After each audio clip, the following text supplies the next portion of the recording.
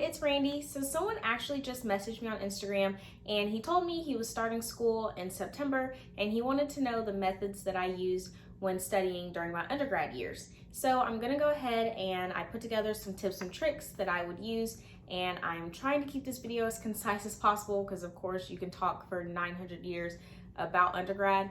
So I hope this helps, and of course if it doesn't or if I've missed anything, then don't hesitate to reach out and send me a message and I will go into greater detail. So first, of course, you need to identify what is your goal. So you need to know what GPA do you want to have, what are different clubs and organizations that you want to be a part of, how active do you want to be in those clubs and organizations. It's very important to identify what your goal is, because once you identify your goal, you're able to identify the balance between school, social, and sleep. People tell you that you cannot have all three. That's definitely not true. You can have school, you can do well in school, you can still hang out with friends and be in different organizations and groups, and you can sleep, I promise. I did all three and I had the perfect balance, but it all starts with just identifying what your goal is. If you have a high goal to have a high GPA, then you may have to sacrifice going out 3 nights in a row versus going out 4 nights in a row. So it just depends on what your goal is so that you can identify the balance. Number 2 is definitely the biggest one. You need to go to class, not just to get that attendance point, but to actually go to class. And not just to go, but also to pay attention.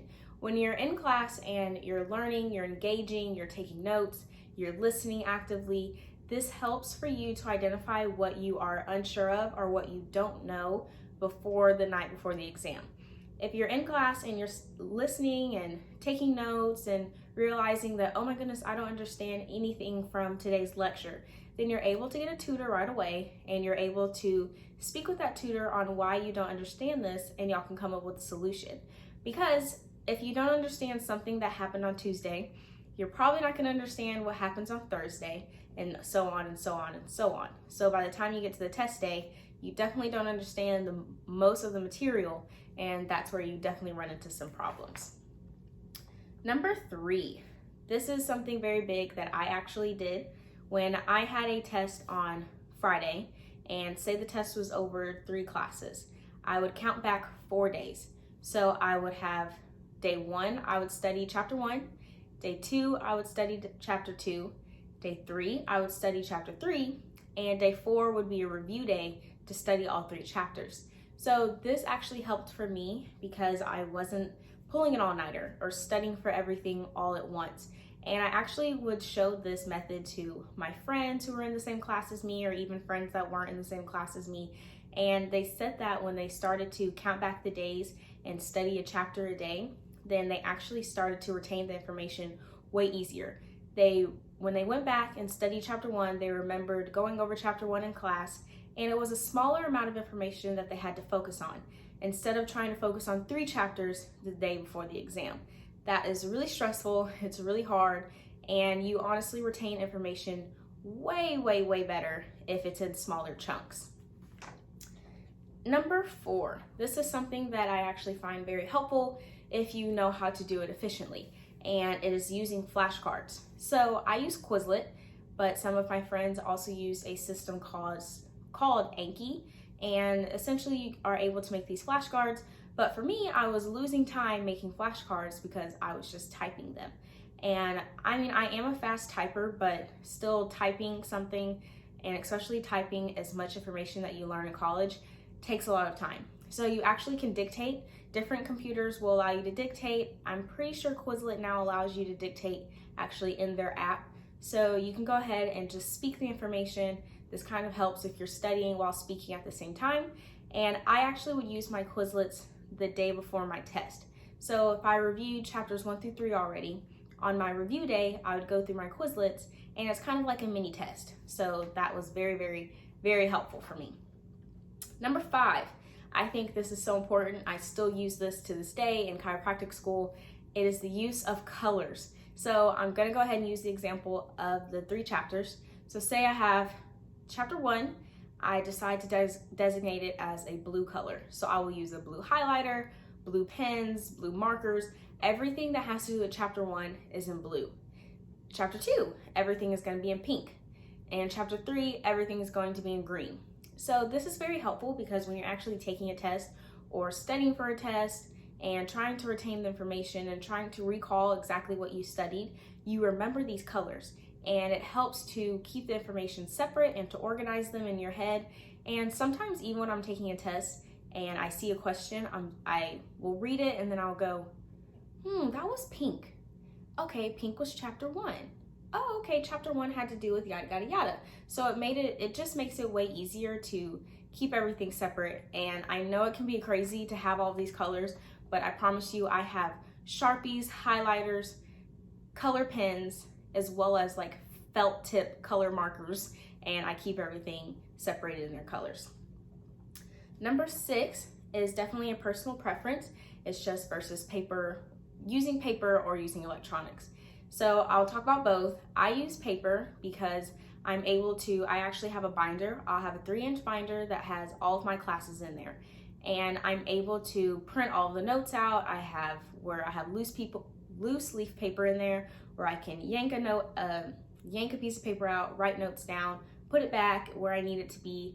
And that's just very helpful for me because I just have to bring that binder everywhere. When I need to go study, I just pick up the binder. Regardless of what class I have to go to, I just pick up the binder. And this is helpful for me because I have everything at my hands and at my disposal, and it's just something that I can flip through. It's just better for me to see paper. Now for electronics, I have used electronics as well, and this is very helpful because everything is on just your laptop or on your iPad, and that's very helpful because you can just pick up and go with that. Of course, you have to make sure that you're charging your electronics or you're backing up your information because a computer can crash, an iPad could fall in water, anything could happen. So with electronics, you do have to be careful and you have to understand that you could lose everything if you don't have it backed up. So with my electronics that I do use, I have iCloud with them so that I have everything backed up to that just in case if anything that is on my iPad, somehow something goes wrong with my iPad, I still have it and it's okay. And also with electronics, you have that functionality of going back and forth and just switching between apps. So it's very helpful. It definitely just depends on what you prefer. And of course, electronics are better for the environment, but I will admit, once I'm done with my semesters, I recycle my notes, so it's okay. And then number 7, the last one, and very important, almost as important as going to class. Well, I think it is about as important as going to class, is you have to be easy on yourself. Starting college is such a crazy transition, and it's not something that you just figure out in one day. It takes time. And if you're putting all this time and effort and energy into studying and you feel like you've done everything right, you've made the flashcards, you've done the colors, you've listened in class, you've just done everything, and if you still don't perform how you want to on the test, that's okay, because it's happened to me many times. You just have to sit there. What I do is I identify, okay, what is something that I could have changed? And if I know that there's something I could have changed, then I make that note of that and I change it for the future, and then I move on. If I notice that there wasn't anything I could change, that I did give 110% and I did my very best, then that's okay. Then I have to be okay with knowing that I gave it my all.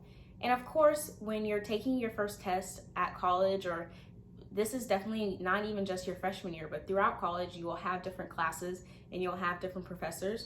When you take their test and their first test of the semester, it's the first time you're really hearing how that professor thinks. And just because I can't understand, or if I am not able to understand the way a professor is asking a question and I don't perform well on their test, then I just need to make sure I make an appointment in their office and speak with them on what are some things that I could change to do well in your class. I promise your professors appreciate when you come to office hours, and they appreciate when you talk to them and making a point to actually show them that you care about your grades, because that shows them that you're putting in the effort and that makes them really happy.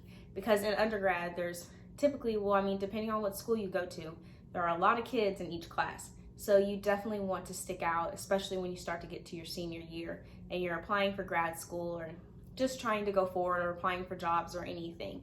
And you just have to understand also that if I'm sitting here and I ask you a question and you don't understand the way I ask the question, we're having a verbal conversation. So you can sit there and ask me, hey, what did you mean by that question? and I could sit there and restate it, and then you now understand.